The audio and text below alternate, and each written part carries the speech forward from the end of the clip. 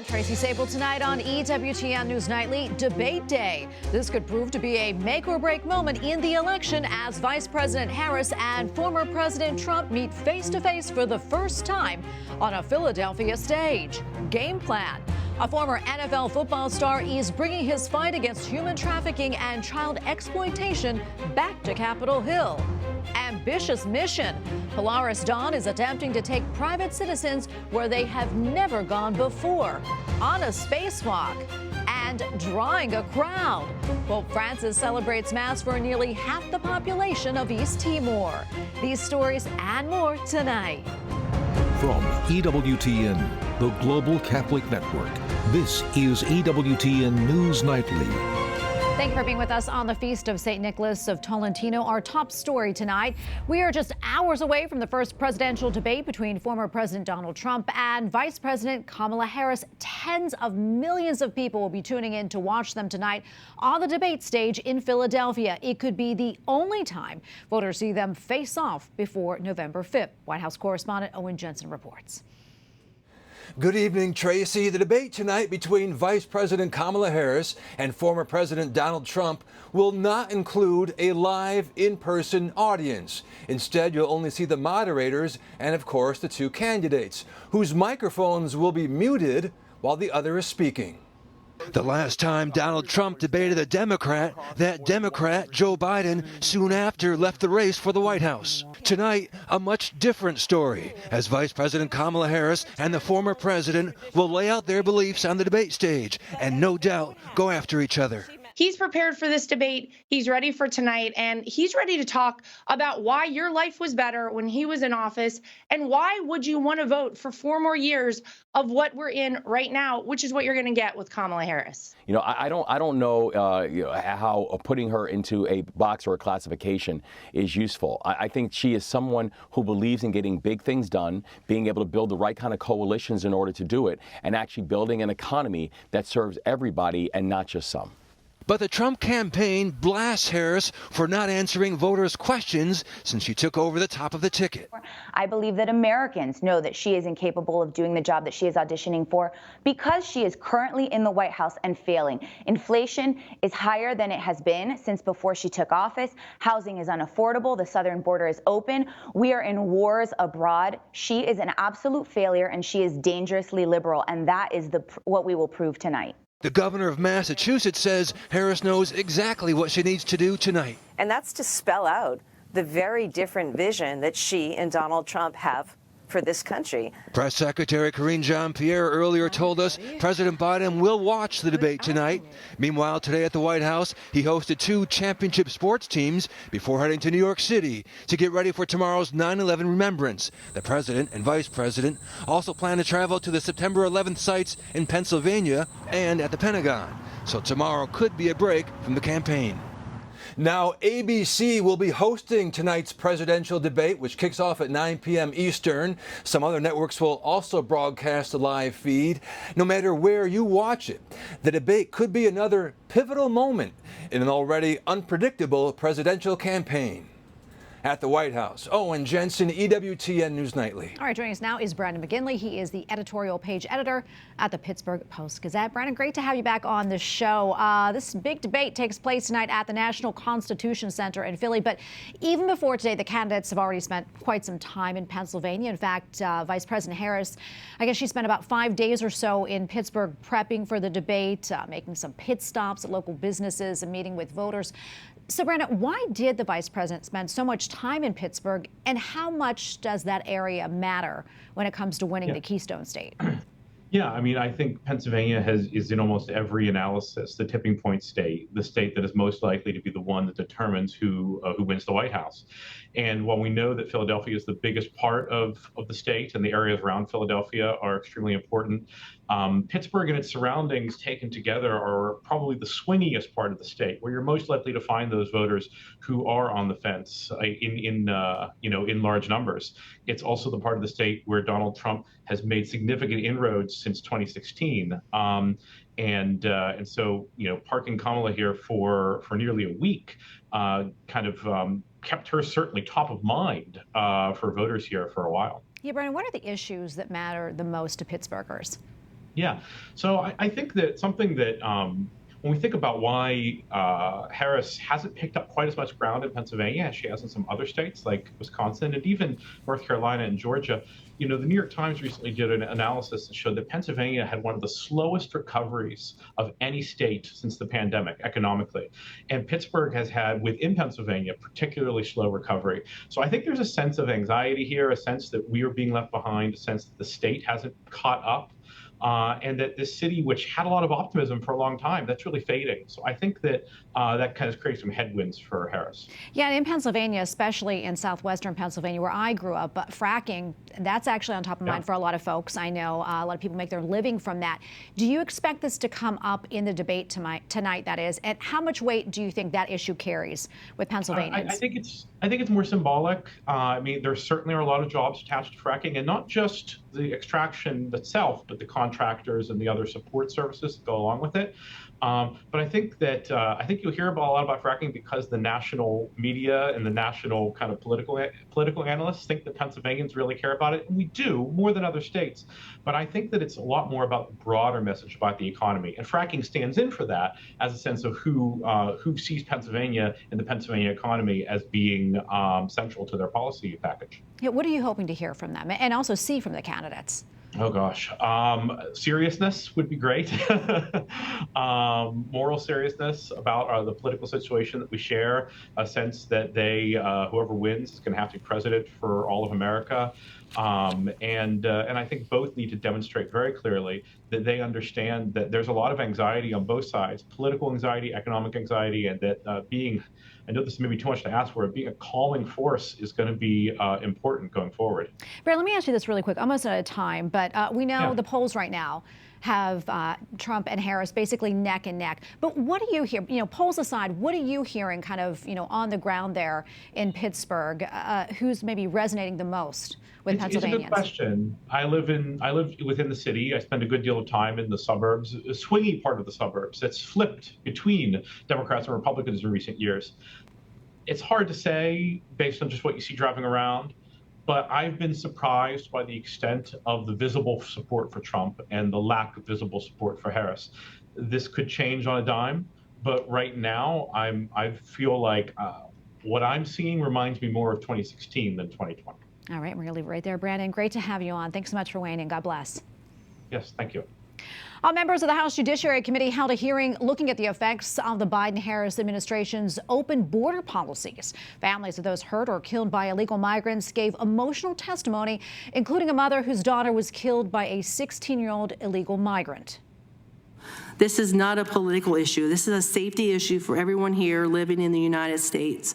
Not only was Kayla's life put at risk and taken, so many other children and adults were at risk. This is what happens when you have an administration that doesn't care about border security, that prioritizes aliens over Americans and legal immigrants, and that refuses to enforce immigration laws in the interior of the country. ICE officials say about 2.5 million illegal immigrants have been released into the country awaiting a court date, and more than 500,000 others are gotaways. Republicans say those numbers are much higher and add a considerable number of migrants have engaged in criminal activities once they have settled, despite Justice Department figures showing otherwise. A former NFL star, Tim Tebow, joined a bipartisan group of lawmakers to introduce a new piece of legislation that will help identify and rescue victims of child sexual abuse. It is called the Renewed Hope Act of 2024. Capitol Hill correspondent Eric Rosales spoke with the Heisman Trophy winner about why this new law is needed. Eric. Well, good evening, Tracy. Yes, the 36-year-old popular Christian athlete and founder of the Tim Tebow Foundation continues his work to combat human trafficking. Now those efforts are paying off big. A new piece of legislation has been introduced to enhance the capability to identify and locate more than 50,000 unidentified children who've been abused, raped, and even tortured. It's not just images. It's not just videos. It's boys and girls that are in the worst moments of their life, and then people are celebrating it, meditating on it, focusing on it, reliving it over and over and over again. The Renewed Hope Act will fight against child exploitation by hiring hundreds of new computer forensic and criminal analysts and hire experts in victim identification to track the location of these children in need and put the abusers behind bars. Lawmakers say it's a good start. America ought to be committed, foursquare, fully, relentlessly to stopping the scourge of child sexual abuse material. These children that we are here today to advocate for are the voiceless and the vulnerable. And together, the Tebow Foundation and the members here are committed to ensuring that we give them that voice. Tebow tells me saving kids is his passion and believes God gave him his talents and platform to help others. You know, I believe the best definition for a calling is an urgent and divine invitation to accept responsibility for a particular task. And that's our responsibility. We better be willing to do whatever it takes. And this is just the beginning. You want to see more legislation like this? We want to see legislation. We want to see rescues. We want to see impact. We want to see hope being brought to boys and girls. And we want to see lives flourishing once again. It is important to note that the Renewed Hope Act is up against the clock for this session of Congress. Only 10 legislative days remain before Congress recesses for October, and any leftover bills would have to be taken up in a lame duck session of Congress. That won't happen until after the November elections. Tim Tebow tells me that he hopes lawmakers can get it done. Tracy? Well, Eric, I also want to ask you about the ceremony today honoring the 13 service members that were killed in Afghanistan. What can you tell us about that? Well, I tell you, it was a powerful and emotional ceremony held in the Capitol Rotunda. Now, House Speaker Mike Johnson presented the families of the 13 service members killed during the Afghanistan withdrawal of 2021 with the Congressional Gold Medal. That is the highest civilian award bestowed by Congress. Surely they didn't serve so that we would honor them, although we do. They didn't remain loyal so that they would be remembered, though they certainly are. They did it because they had a higher calling, as was said. The call to protect the promise and the dignity of America and the blessing to grow up freely and safely. This incident has become politically charged, with Republicans assigning blame for the chaotic exit squarely upon President Biden and the decisions by his administration. Now, the White House has fired back, saying that the administration was simply following through with the plans laid out by former President Donald Trump. Now, one thing is for sure, these 13 fallen service members' sacrifices will never be forgotten. Tracy. Okay, thank you, Eric. Appreciate that.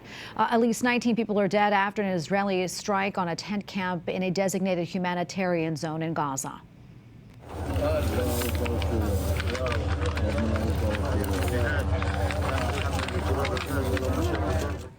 The Hamas-run government says the strike left craters up to 32 feet deep and the death toll may rise. The Israeli military says that it used targeting against a group of militants. This comes as the U.S. Secretary of State calls on Israeli forces to make fundamental changes after the killing last week of a 26-year-old Turkish-American activist who was protesting in the West Bank. The U.S. and Britain accuse Iran of supplying Russia with missiles to use in its war against Ukraine. Russia has now received shipments of these ballistic missiles and will likely use them within weeks in Ukraine against Ukrainians. In a joint statement, the U.S. and Britain called the ballistic missile transfers, quote, a direct threat to European security. The two nations also said they would impose penalties, including sanctions on individuals involved in Tehran's ballistic missile program. At least one person is dead after Ukraine says dozens of drones into Russia. The overnight attack targeted several regions, including Moscow and surrounding areas. A woman was killed just outside of Moscow, where drones hit residential buildings and started fires. The Kremlin calls the strikes, quote, an act of terror. In Ukraine's second major drone strike into Russia this month. We have a lot more still to come on EWTN News Nightly, including shoot for the stars. You've heard the saying. Now a billionaire is taking the idea and rocking with it. We'll explain. And abortion on the ballot. The Missouri Supreme Court decides whether it will go before voters. That's after the break.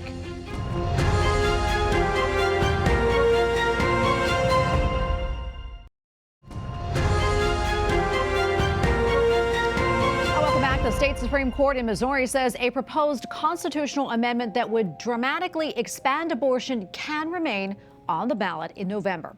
In question is the state's Amendment 3. It received thousands of signatures to be included in November. Last week, a judge said the amendment fails to mention the specific laws to be repealed. Currently, the state protects unborn babies throughout the 9 months of pregnancy, except in cases of medical emergency. And for more, let's go to Mary Catherine Martin, senior counsel at the Thomas More Society, which argued before the state Supreme Court on behalf of pro-lifers. Mary Catherine, good to be with you today. A lot to cover, but first, I want to get your reaction to the ruling and what it means for pro-lifers.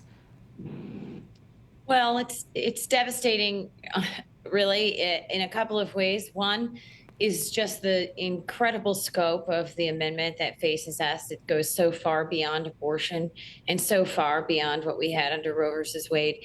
And it will remove such protection as, we've been able to achieve here in Missouri, that, that is devastating on its own. But then it's also, it's good to guard your heart in this business. And a lot of things don't go the right way. But in this case, the law was exceptionally clear. That is, in fact, how we won in the trial court. And it's hard to accept the effort and the lengths that even judges will go to cater to the forces behind an amendment like this. It's hard to be that close to that kind of decision and then accept that this is what we're going to have to live with. Yeah, and as you mentioned, the lower court said the ballot initiative did not mention the specific laws to be repealed. Did the state Supreme Court address this in the ruling today? Not yet. What they did was reverse his ruling and put it back on the ballot and defer opinion. So we don't know the specific ground on which they reversed his decision, but his decision was extremely straightforward. And the grounds presented for reversal were extremely gymnastic in their reaching for ways to avoid the result.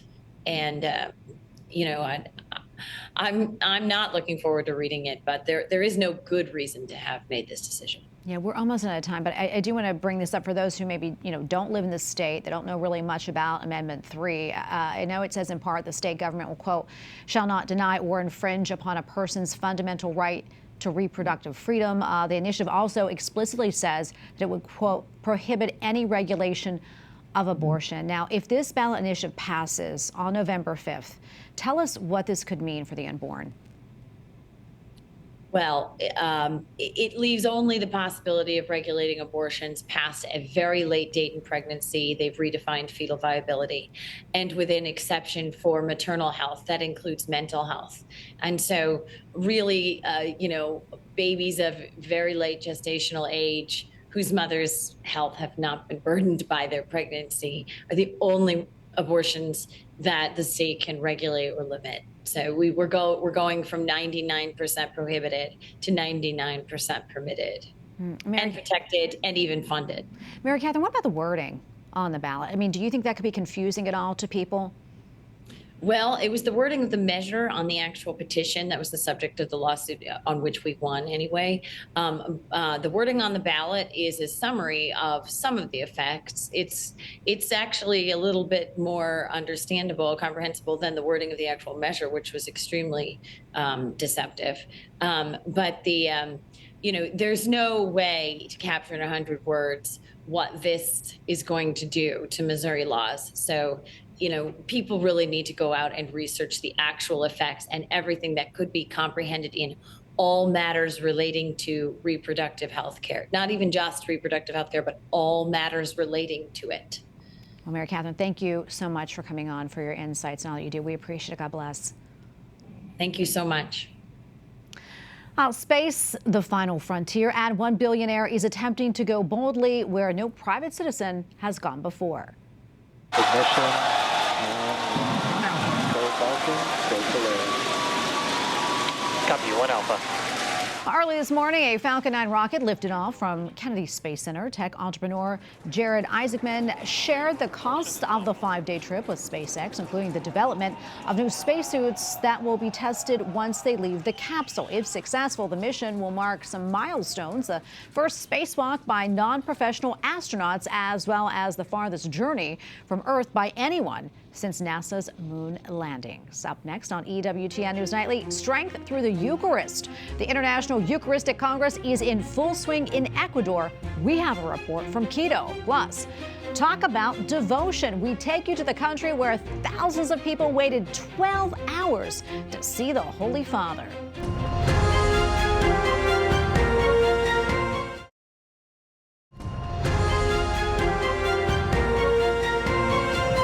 National Eucharistic Congress in Quito, the theme of the second day was Brotherhood Redeemed in Christ. After the morning mass, participants listened to several testimonies of faith. It was a time of reflection and sharing for many young people attending the event.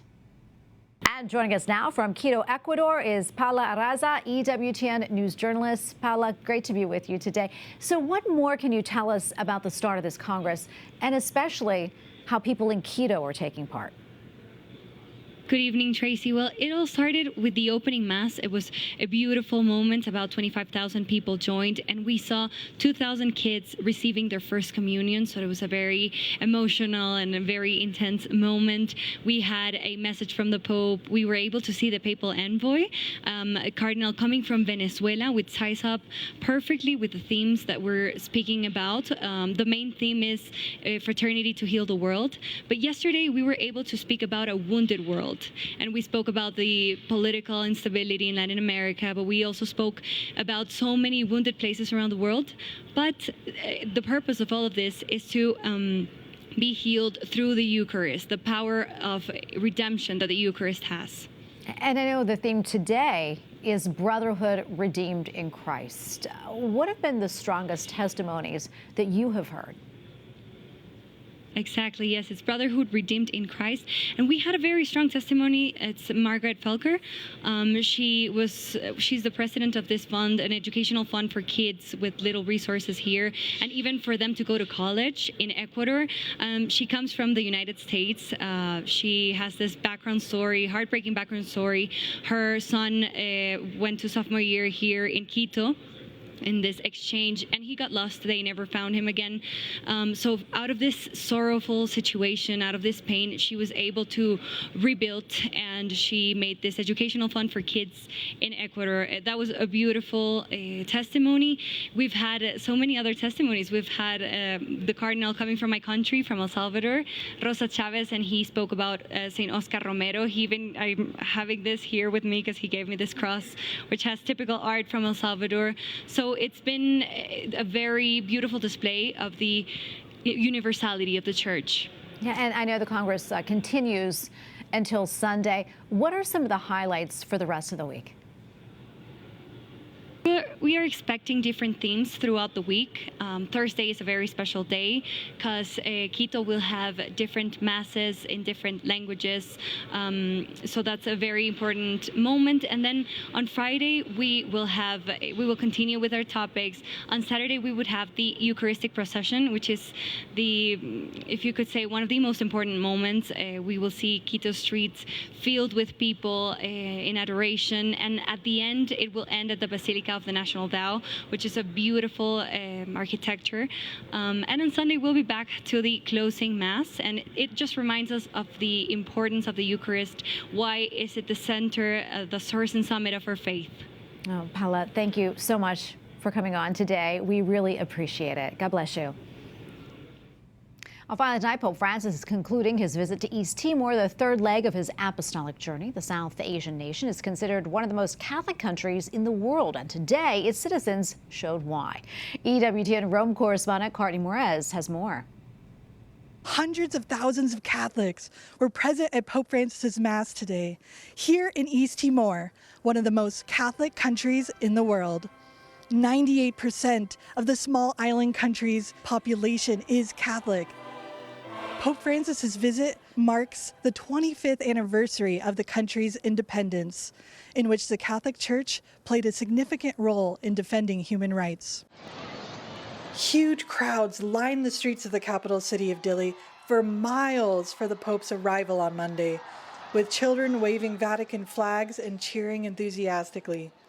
At the welcome ceremony, Pope Francis was received at the presidential palace by East Timor's President Jose Manuel Ramos Horta, a Nobel Peace Prize laureate and a prominent figure in the country's movement for independence.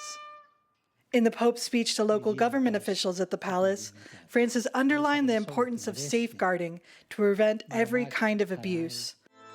On his second day in East Timor, Pope Francis visited a school for children with disabilities. Children dressed in traditional attire greeted the Pope together with the nuns who run the school.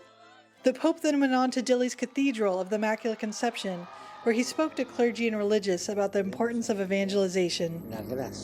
At Pope Francis's meeting with local Catholics at the cathedral today, I spoke with one religious sister who told me that when her order arrived here, they were shocked to discover that some young girls living in the mountains walked for 3 or 4 hours every day just to get to school. So the sisters got to work, and they opened a dormitory to enable young girls to be able to get an education without making such an arduous journey.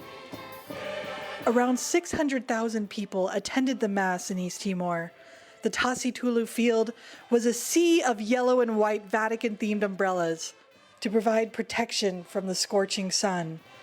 Some people told me that they arrived at 4:30 a.m. to get their spots for the Mass, which started at 4:30 p.m. The massive Mass concluded the Pope's schedule for today. Tomorrow, the 87-year-old Pope will meet with young people in East Timor before flying to Singapore for the final leg of the longest journey of his pontificate. In Dili, East Timor, Courtney Mares, EWTN News. And we thank you for watching tonight. Remember, you can follow us on social media, Facebook, X, and Instagram at EWTN News Nightly. I'm Tracy Sabol. Good night, and God bless.